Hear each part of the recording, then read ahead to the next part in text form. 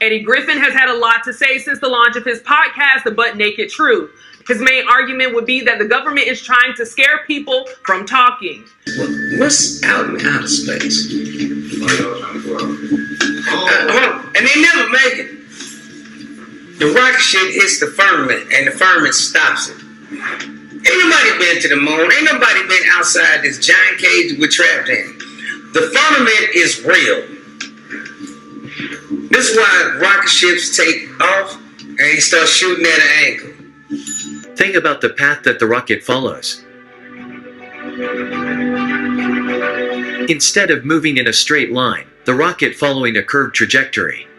This isn't a mistake. You will see the exact same thing in every other video of a rocket launch. They'll scrape the firmament and they always land in the ocean. Behind. Absolutely amazing, and to describe it to you from, and you can see it, but from the ground it almost looks as though a cloud of smoke with its own mind is just shooting through the sky. Then they shoot some grainy film that they were on the moon. It scraped the surface of the firmament, landed. It's only one day, but the landing is like a week later. But that's when they show it. All the shit happened in one day. There's no satellites out there either, nigga. There's no satellites. You know, right? They have so many compartments that break off when you go. A satellite. No, there's no satellites. They are hanging satellites.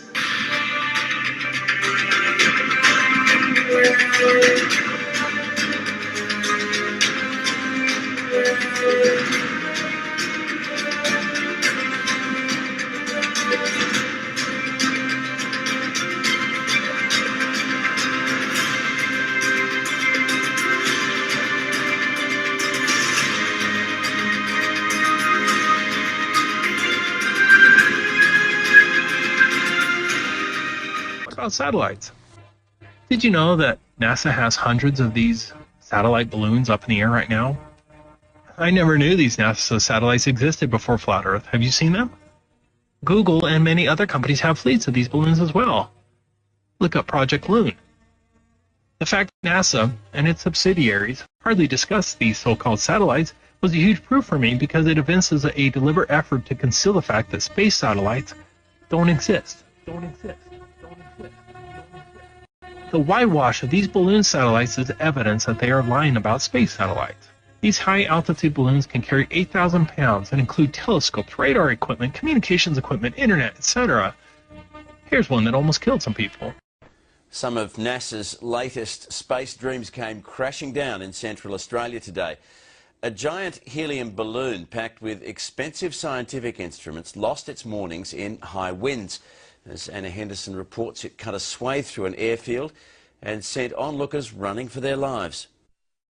As the giant helium balloon was launched into the air, its precious cargo became a high-speed projectile. Unexpected strong winds pushed the 2-ton platform of scientific instruments off course and onto a path of destruction.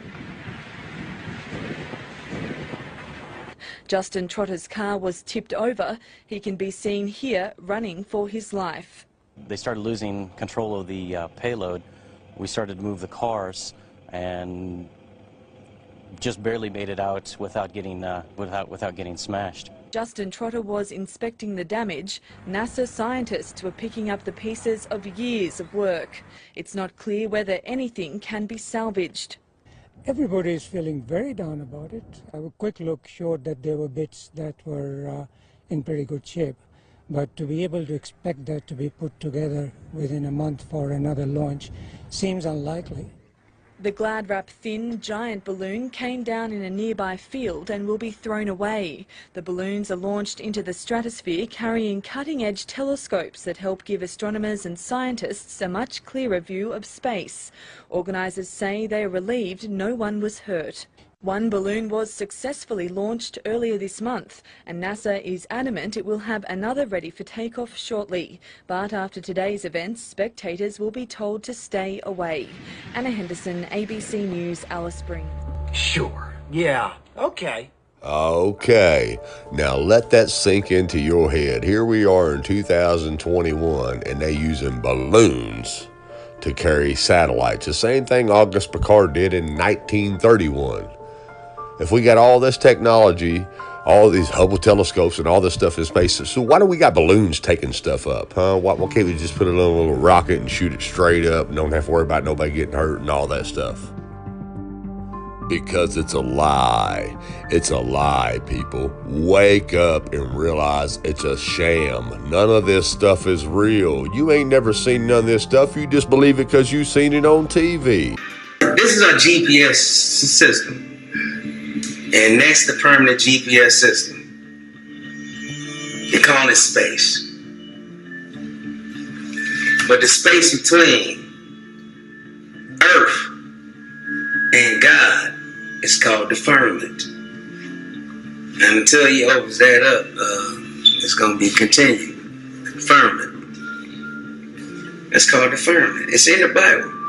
Nothing will get through the firmament.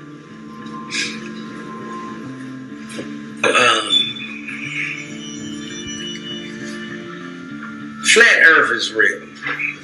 Okay? The world's not round. If it was, I can disprove this many times, but anyway. There's an ice wall around our three-dimensional world called Earth that lays on a two-dimensional plane.